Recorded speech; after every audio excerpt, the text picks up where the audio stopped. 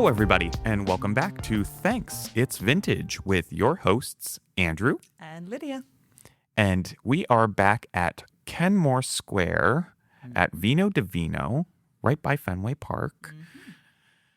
And very active right now. Very active right now. I know. The World Cup is going on. I was just at the game last night, which was fun. The Red Sox game, I should say, not the World Cup. Those tickets are crazy expensive. They're, yes, out of my price range. Same. The Tartan Army is here. Really livening up Boston. Oh, I know. It's been a good time. The Scots have taken over, and it's great. And I think it's showing everyone that we need to have more fun. You know, not to be a downer, but COVID really... It affected the city. Yeah. We never came back from that the way that we should. No. But this group of people, the Scots, have showing us that, oh, no, we can come back from that. They are showing us how to party once again. And I love it. And how to respectfully party. I know. Nice. Like you were saying to me before we started filming, cleaning up parks after partying in the park? Like, wow. I knew you could be that respectful. I know. They're, emptying out bars of all their beer, but they're not getting rowdy and causing problems. No. I think we have a lot to learn from them. But today, our topic is not the Scots. Today, our topic is rosé. It is summer. It is June. We are loving the warm weather that has arrived, and so that means we are thick of the humidity. All looking at rosé now. I mean, that helps with humidity, right? Rosé, little glass. Yeah, proven. Yeah. And I think this is a topic that a lot of people just are not fully versed on. I think we all enjoy a glass of rosé, but a lot of people don't fully understand the topic as a whole. I think there's a lot of misconceptions. I think there's a lot of information that people don't have about rosé. And I think there's information they have that just might not be fully accurate. And so might change how they buy rosé, how they experience this product in the world of wine. The marketing in the last few decades has been to the detriment of the knowledge of the product, because it really has kind of been pigeonholed as the easy drinking summer thing. Right. Without much seriousness attached to it, without much knowledge of the product attached to it. So, we're here to educate and to educate ourselves to some extent. Right. I have learned some things. So, very fun. Well, let's start with what we have here. We have a bottle of rosé that we're going to enjoy while talking about this. And it is the Bedrock Wine Company out of California. This is their Rosé of Mourvèdre, and it's named Ode to Lulu. And what does Ode to Lulu mean? So this is, as Andrew said, 100% Mourvèdre, which is literally an ode to a style that has become very respected in Bandol, Provence. So Lulu is Lulu Tempier and Domaine Tempier are, I think it's almost fair to say, the most respected rosé producers in the world. I mean, they are definitely at the top of that category. Yeah. I mean, anybody who enjoys wines that are imported by the famous importer Kermit Lynch, they definitely should know Tempier. The most famous in America. Yes, because of Kermit Lynch's work. And this is a product that, when he began in the 70s, didn't exist. Rosé wasn't drunk. It wasn't taken seriously. It was, sommeliers did not pour it in restaurants. It had completely and utterly gone out of fashion. Yeah. In the hospitality world, at least. And when he opened his first store, he didn't sell rosé. So he really, his relationship with Domaine Tempier was one thing, but he educated originally just California and then the whole of America. Right. On what the pleasures of rosé could be. And this is a really wonderful producer. Bedrock do very cool things. A lot of it I think most of their vines are considered old vines at this point, and they have like 80 years, 100 years, I think 200 years maybe. Some of their Zinfandels are Really? that old. Wow. I think it's a very small portion. It's got to be a very But small portion. they have very, very ancient vines all over California, but mostly Sonoma. And yeah, 100% Mourvedre is a Bandol style, and Lulu is the co-maker. Was she actually the winemaker? I can't remember, actually. I should have looked this up. We didn't decide to taste this one until this morning. But either way, her and her husband are the owners of Tempier, or were. They've probably retired now, and actually possibly are not alive anymore. I've look this up, please, Andrew. I'm looking it up. Thank you. But yes, it is literally an ode to Domaine Tempier's style. And Bandol is one of the very serious regions for rosé. And this is one of the regions that we like to tell people about, mainly because it is taken as seriously as the rest of the reds and whites that are made there. It's gotten them very famous, and it is respected in the same way, which is not something you can say for a lot of rosé production, I would say. Right. And this is something that we like to inform people about, because rosé can be easy drinking. It can be thirst-quenching summer beverage, and it also can be incredibly serious and only a food wine and this kind of lush, deep color. So it's one of those things that we want to talk about today. Yeah. So the verdict on Lulu Tempier, she was the matriarch. She was a matriarch of the estate. Yes. And she was an ambassador for the family estate. She was not Okay, she wasn't the winemaker. the winemaker. Yes. It was her husband. I think so. I assume so. Yes, her husband. Yeah, okay. And yeah. She became a global icon of Provençal gastronomy as well. And she died in 2020 at 102 years old. Wow. Yes. I know that. I think I did know that she passed away in 2020. Let that be a lesson for everyone. A little bit of wine can help you Wine goes a long way. live longer here. Don't take that as medical advice, because I am not a doctor.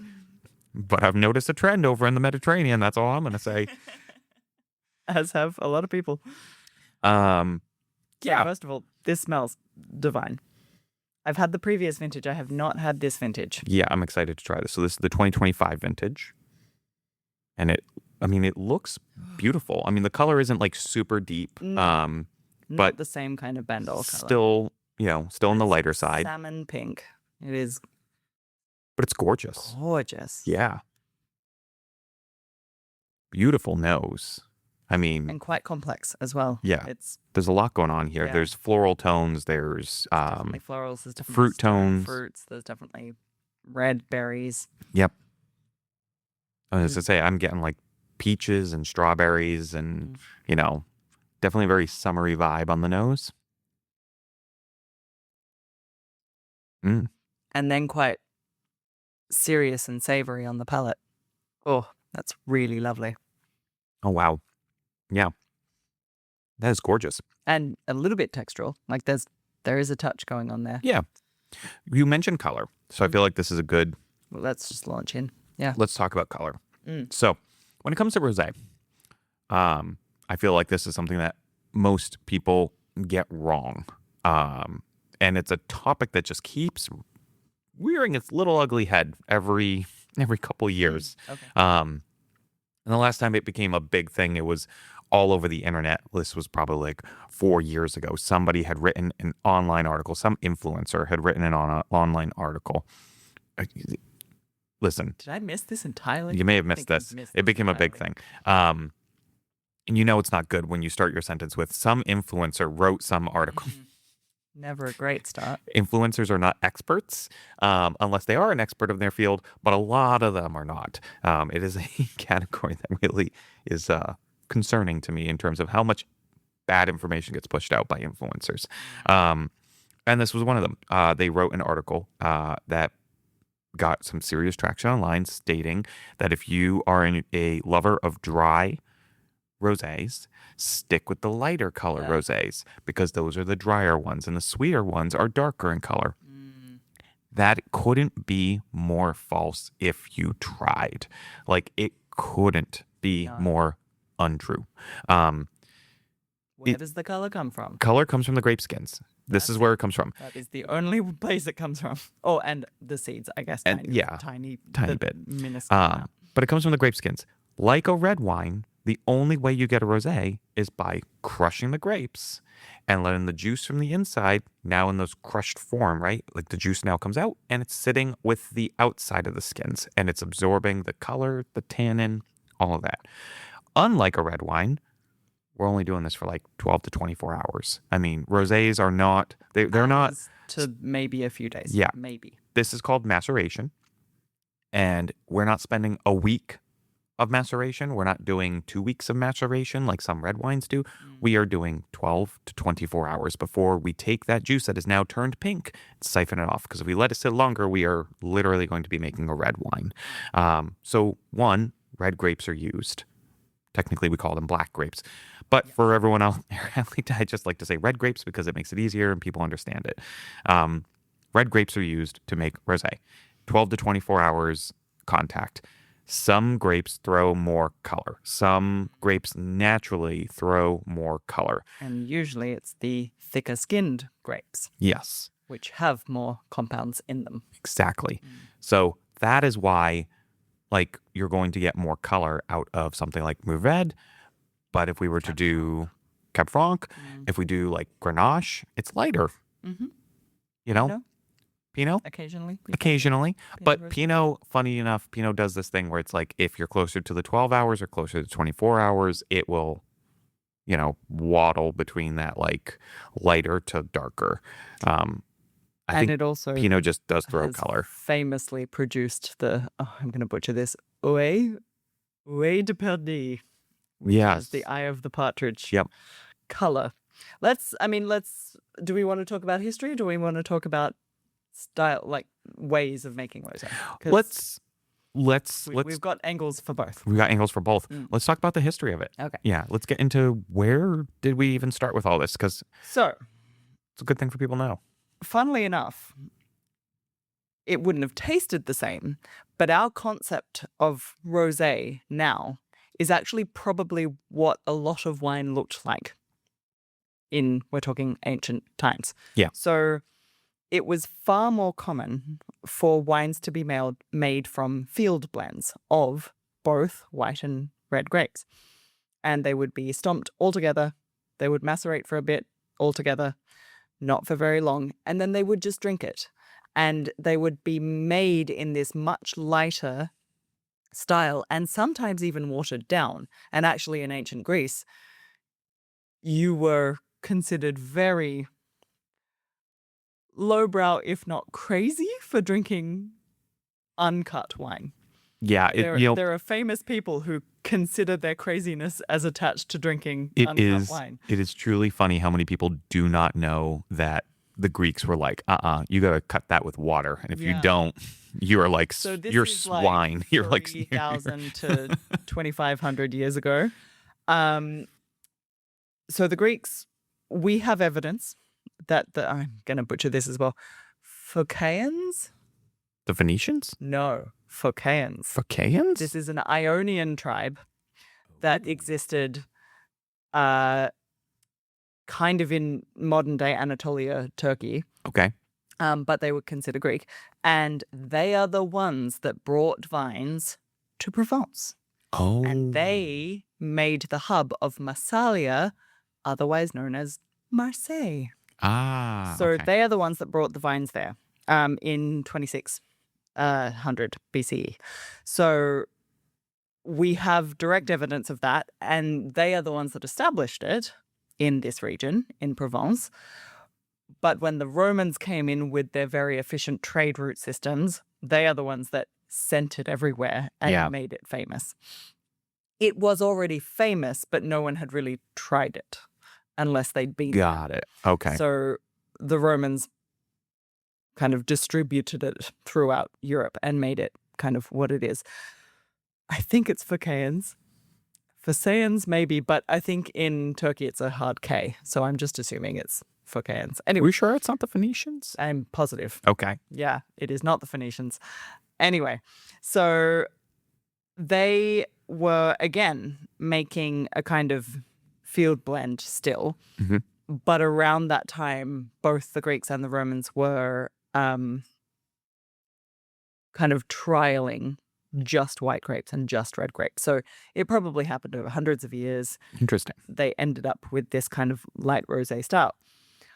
But having said that, a lot of the styles in a lot of Europe were much lighter than they are today. And this lasted all the way through the Middle Ages. We have clear evidence to know that claret, which is the English word for Bordeaux, Right. when the English took over Bordeaux, the style that was being made was a light, very light skin contact red. That it's not what we drink nowadays. It's not what we associate with Bordeaux nowadays. And they even had a term, vin de nuit, which is one night of skin contact. So that's what the wines that were heralded as the best had literally one night. The reds had one night of skin contact. So that was happening in Bordeaux. Champagne had made, I'm going to butcher it again, Oué de Perdie. I'm just going to say it like that. I don't know how to say it. The Eye of the Partridge style, which was a Pinot Noir with very little skin contact. And it was a grayish pink color. And this became so famous, and it is still in existence today in Switzerland. So they've taken over that style and they've continued making that style. I've actually had a champagne that was called Oué de Perdie, and it was a copper color. It was really pretty. Ooh, okay.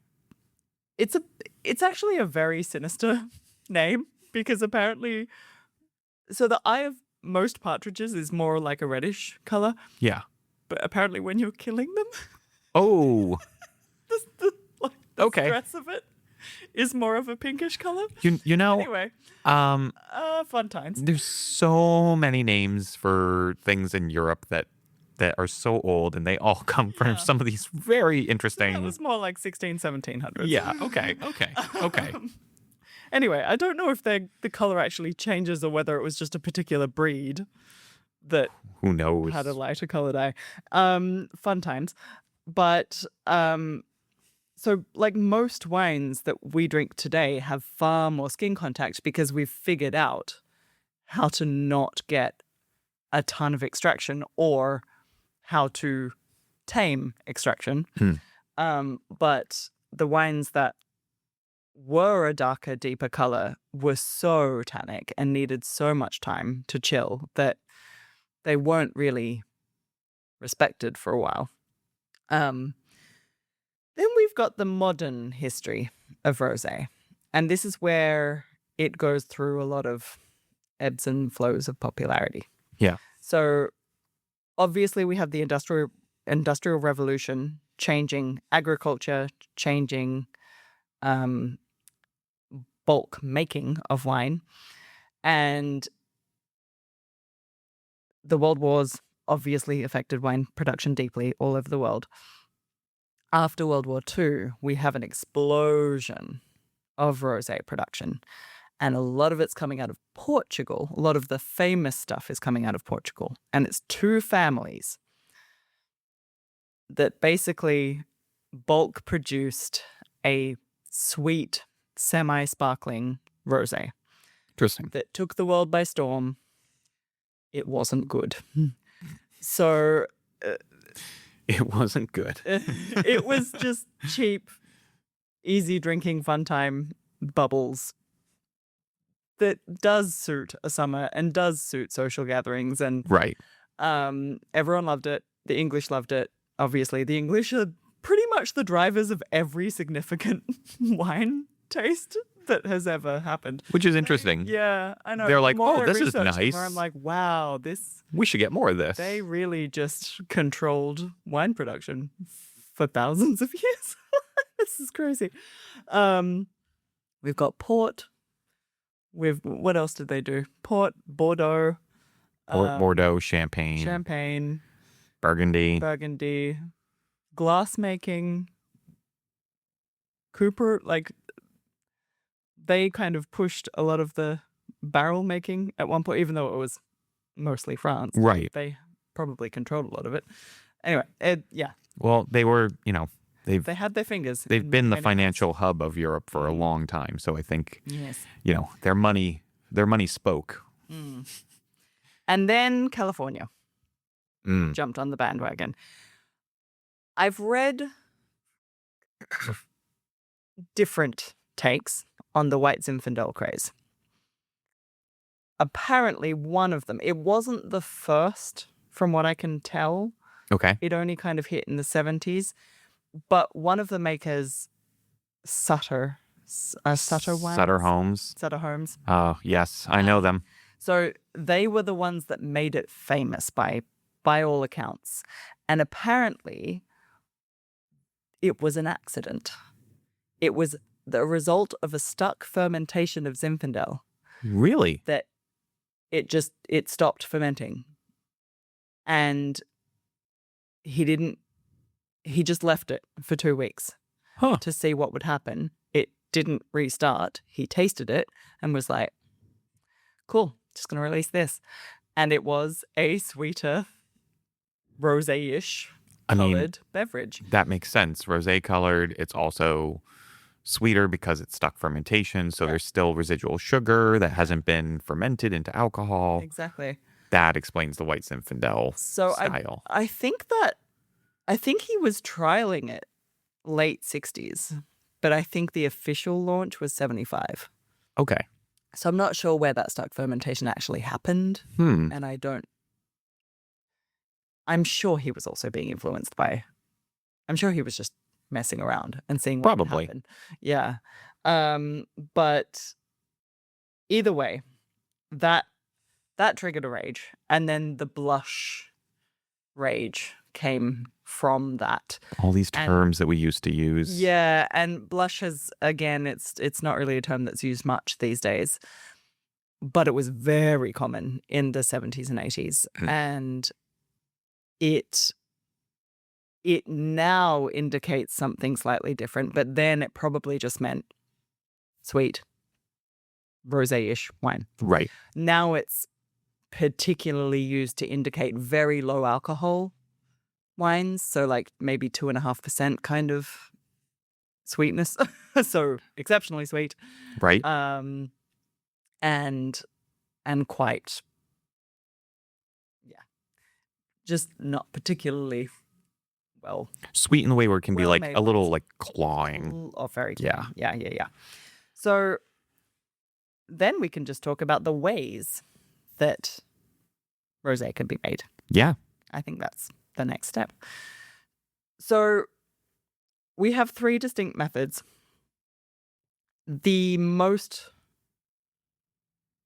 It's kind of hard to say the most common because there are 2 that are very common, but one of them is much more respected than the other, and that one is direct press. Right. So direct press simply is a bunch of red grapes put into a vat or a press or something, usually actively pressed because we don't want to let much skin contact happen. Right. But the grapes are pressed, and as the juices run, they pass over the skins of the other grapes, gather a bit of color, but not very much because Right. we're not letting a lot of contact happen. The juice is then gathered and taken away and fermented separately. So this is probably the most used because it's the most respected. Yes. And we'll get to that. I think there is also a firm belief that this method allows for a much more complex bouquet. So we get the florals, we get the fruit, we get any kind of soft spice that we need. By Right. the way, there's quite a bit of spice coming out in this. I know. Smelt it before. Which is a Mourvedre feature, but So good. so good. But yeah, we get those lifted notes as well as the others. So florals mainly. Then we've got the Saignée method. Now, the reason this one doesn't get or gets a bad rap, and so much so that Bandol, I can't remember if it was the actual AOC or the head of the Provence Rosé Society or something like that, Mhm. basically disregards this method as a way to make rosé because it's a byproduct of red wine making. Yeah.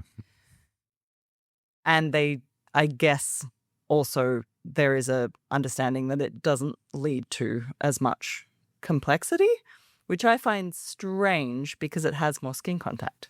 I find that strange too. Yeah, but I I guess mean- it doesn't, the florals get kind of taken Maybe. away. Here's the thing. Saignée method Mm, in champagne yes. is downright delicious. Well, I mean, all the wines I've had from Saignée method are gorgeous. Yeah. Especially the lighter red. However, styles. and this could be a big contributing factor as to why it's not considered the better method, is it is a byproduct of making red wine. Therefore, you have less juice to make rosé with. And I think Maybe. it's more just the fact that maybe if they want to make more it's a rosé. marketing, it's just a strategy to make more money. Possibly. I mean, And therefore it's looked down on. Yeah. Like so let's talk about the method. So Saignée or Saignée translates as bleeding or bleed. And what has happened is that all the red grapes have been added to a vat.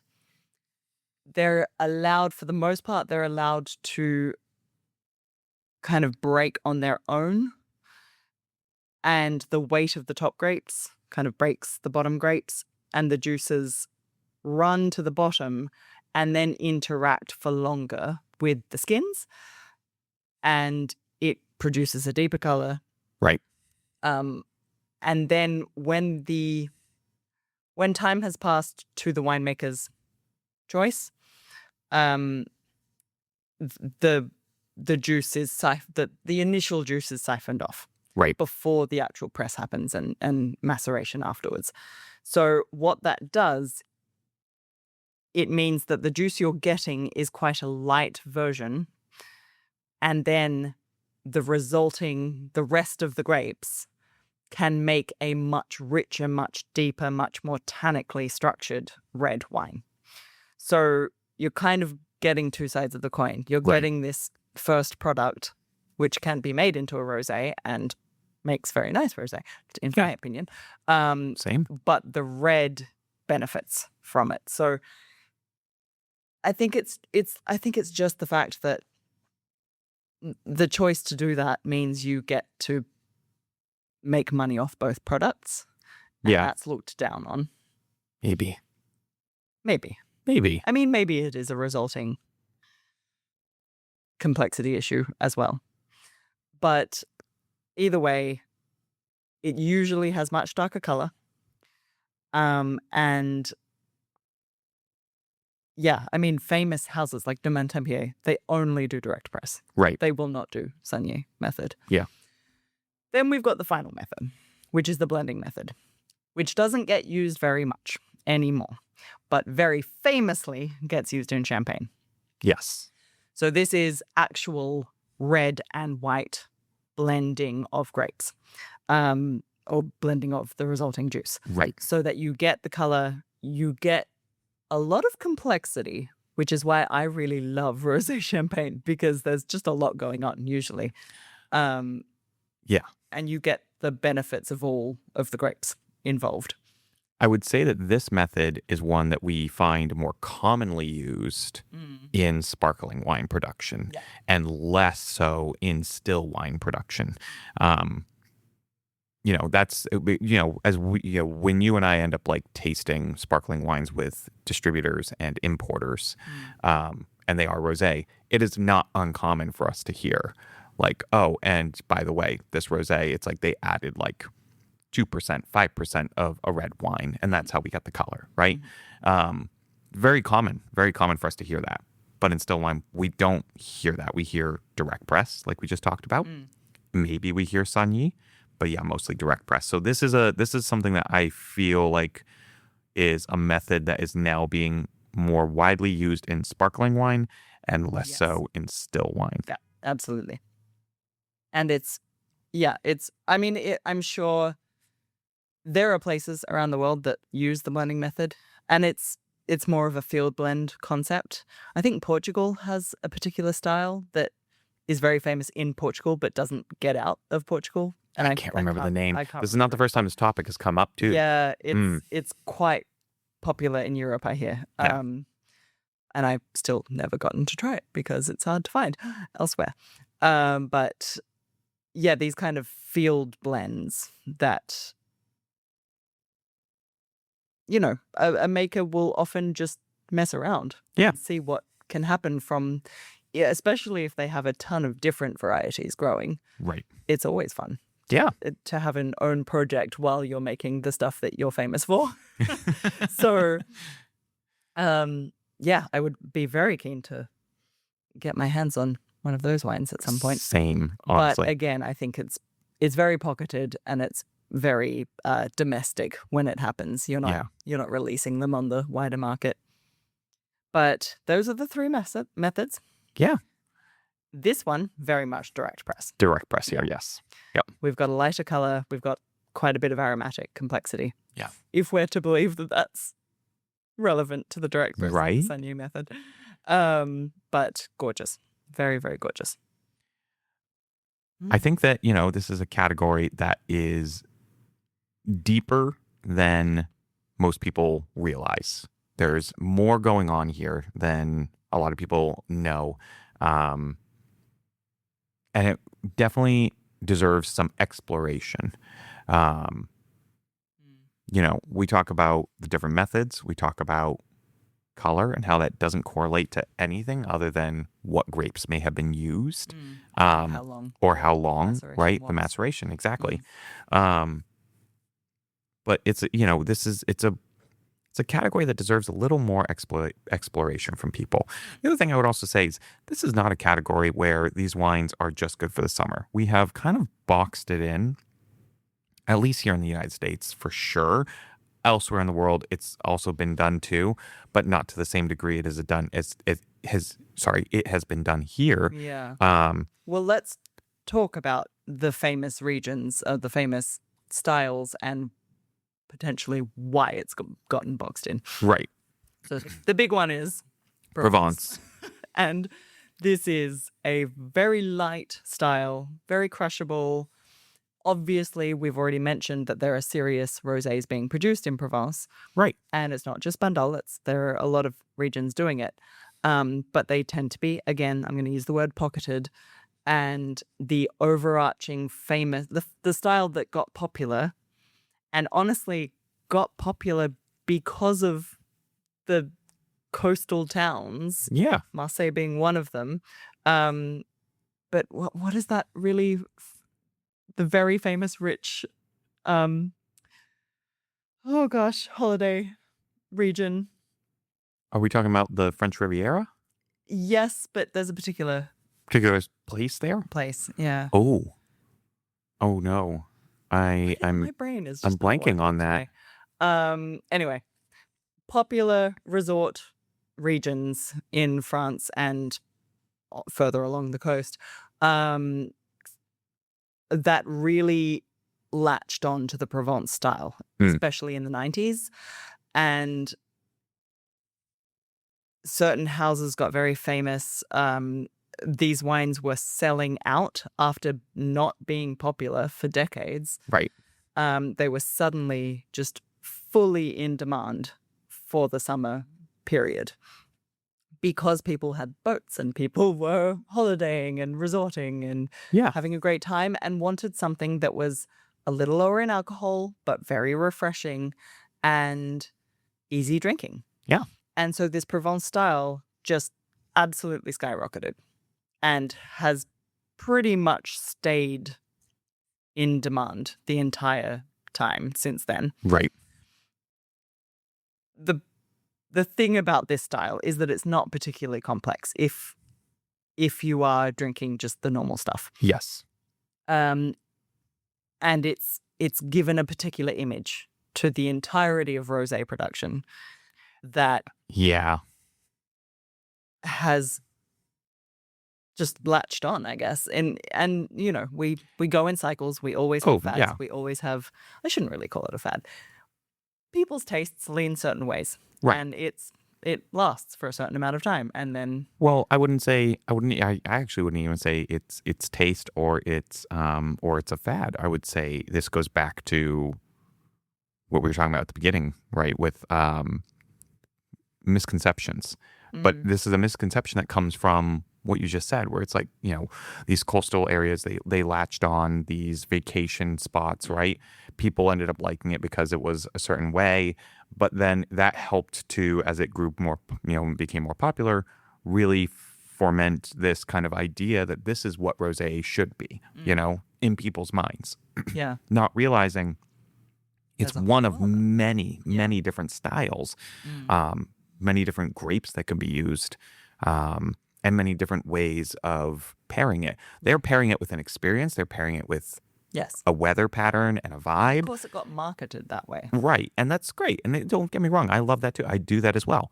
But it then made them think that all the other rosés that are maybe food driven, more complex, have different aromas, different flavors going on, different color, right? We talk about darker. We didn't even talk about like copper tone, you know, rosés, right? Like rosé is not a one note or a one trick pony here. But I think that popularity helped to ferment this kind of idea in people's minds of this is what rosé should be. Yeah. And that should There's change. so much more. That should change. Yeah. Right? I think it should change. So what other regions do you like? I love Sancerre rosé. Oh, I've been drinking a really nice one over the past few weeks. Often overlooked. People who know. And still surprises people to this day, you know, where it's like people are like, what do you mean they make rosé? It's like, what do you mean they make red? And it's like part of the production. very tiny part of the production. This is a region overwhelmingly dominated by Sauvignon Blanc. That's what people know Sancerre for. Makes sense. But there's the Pinot Noir reds rosés and are the gorgeous. Pinot Noir and Gamay rosés. Yeah. Which is why so little Gamay is grown there, because it can only be used in rosé production. But those rosés are absolutely delicious. They are some of my favorites. I've been drinking, is it Francois or Crochet? Either way. Ooh. It's so delicious. I know. I bought one bottle and then went back and bought another two. Another, yeah. And they're already gone. We've They're, drunk they're them all. delicious. Yeah. I also love Pinot Noir rosés from California as well, from Northern California. Okay. They're also really delicious as well. But they always are a little pricey. They're a little pricey. Yeah. But I think they're worth it. I mean, welcome to California. I know. Yeah, unfortunately. Yeah. But they are very good. Yeah. There's also, I mean, pretty much every country is making some form of rosé. There's some pretty cool rosé patnats. We've had one before, the Baita. Baita? Am I? Baita. Yes. Bagta. J. Or J. B-A-J. Sorry. Bajta. But it is T. Okay, cool. Yeah. Baita. And that's Slovenian. Am I remembering? Slovenian. Yes, Yes. Yeah, really cool. That was really good. Rosés everywhere being made. Australia does some very great ones. They have actually the one that I got obsessed with as a much, like in my entry drinking years, was an Alicante Boucher by Rockford in Barossa. It was really yummy. I still remember that wine very fondly. But the things that I'm moving into and that I'm slightly obsessed by, which are not as easy to find in this market, but Cereswallo, either d'Abruzzo, but more specifically Di Vittoria. Sicilian Sicilian. Cereswallos. They are technically they're on the border between a They're- rosé and a red. that's the thing. It's You more can- red wine, I think. Yeah, it's more red But wine, it's very light. but you for a could red call wine. it like a super light red, or you could call it a super dark Dark rosé. rosé, yeah. You know, like you have options there. But with a chill, oh man, those wines are For it's just gorgeous. they're so good. And they're so mineral driven. Ooh, They're really fun and crunchy. Etna rosés Etna rosés as are well. also really delicious. Yum. Another category where it's like a lot of people don't experience it, but it's a pricey, It's pricey wine. and it's again tiny amounts. very made. tiny amount, Yeah. but so delicious. And with food, it is absolutely amazing. Yeah. Absolutely amazing. So good. And if you want like a summer thirst quencher, a Cerezuelo di Vittoria will do the job. Yes, it will. Yeah. One more rosé, not one for me personally, but for all the I don't like rosé drinkers out there, because I like to use I shouldn't say it like that. I really take into account what my husband drinks, because he is your average wine drinker, Okay. where he's got a little bit of knowledge, enough to know what he likes and doesn't like, enough to say what he likes and doesn't like, enough to like peruse a wine list and recognize things, walk into a wine shop, know those things, right? Has the information he needs to like know what he likes and explore. Does not like rosé, Okay. but really likes Tuscan rosés, Yes. Actually, because they are tend to be fun. made with Sangiovese, Merlot. They're more textural. They have a little more body to them. They're still refreshing and delicious, but they're not this peachy, light, Yeah. watery Provençal style. I shouldn't say watery, but you know what I mean? Like so light, it's almost like it glides like water on Yeah. your palate, right? These have a little bit more going on. They're still light, but they're Yes. light for what it is, Yeah. and absolutely delicious, and And loves also, that. Shout out to Loire Cab Franc rosés. Oh, love Loire Cap Franc rosés. Again, another one where it's like it gets darker in color. It's It's going to textural. surprise you Yeah. because it's actually Really not. spicy. Yeah. Yeah, Very fun. I can't think of. I'm blanking on others. There I are know. many more. There's so many. So many. So I many. wrote some. I'm sure I wrote some. And we should Probably just mentioned remind everyone that when we talk about color, yeah. it does nothing to do with sweet or dry. No. Honestly, most rosé that people will come into contact with is dry. The vast majority is dry. If we're talking about Europe, vast majority is dry. If we're talking about the US, still great deal is dry. Unless you're going to go and buy, we know what they are, you know, the Sutter Homes on the grocery store shelf, right? The white Zinfandel, the blushes, you know, all that stuff. Yes, that's got some residual sugar in it. And sometimes quite a bit. So, like, I get it. That might be something that people have had and turns them off, and they go, "Oh, it's sweet."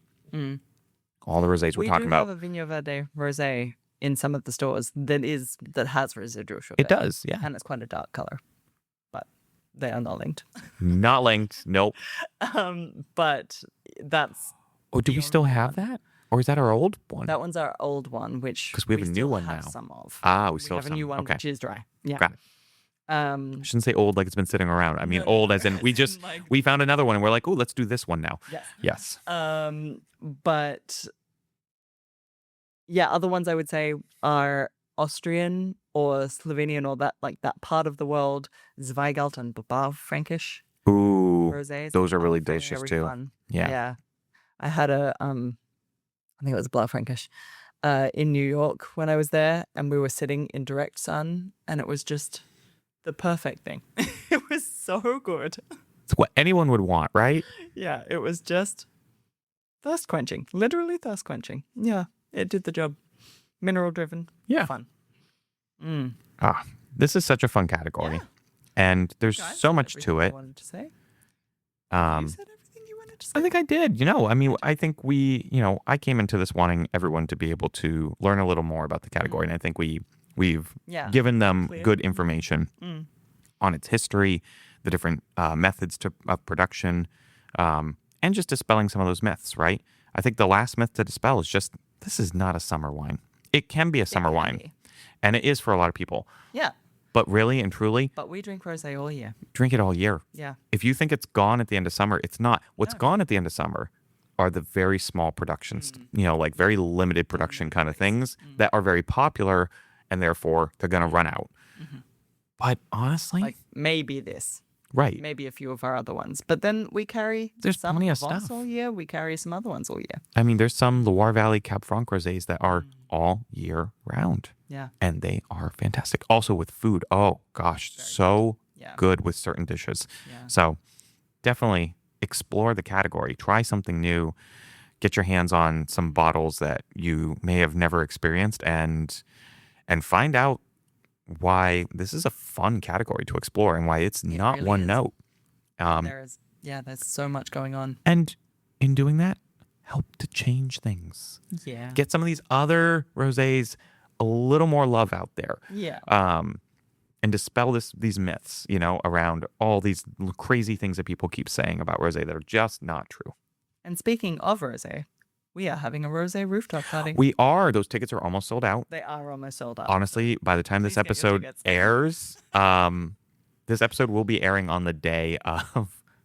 Oh no. Yeah. Okay. Well then. Get your we're tickets. sorry. No, we're sorry. This episode will be airing day of. Something It will again. be the night of. The day that this airs, and those tickets they're going to be sold out. We're so close to selling them all out. Yeah. It's going. It's going to be a amazing. fun party. Oh yeah. I'm And excited. the rosés are amazing. We've already picked them out. They're going to be super delicious, and everyone can get the rosés too. We're not And just you'll throwing get a to rosé get them party. afterwards. Yeah, Yeah. yeah. Oh, so if excited you for that. Well, I mean, we will talk about it inevitably. Yeah. And the lists will be up on the website, I'm sure. Oh, for sure. So you will be able to access them if you like what you see. Yeah, I think we're good. yeah. I think we're good. I think we did it.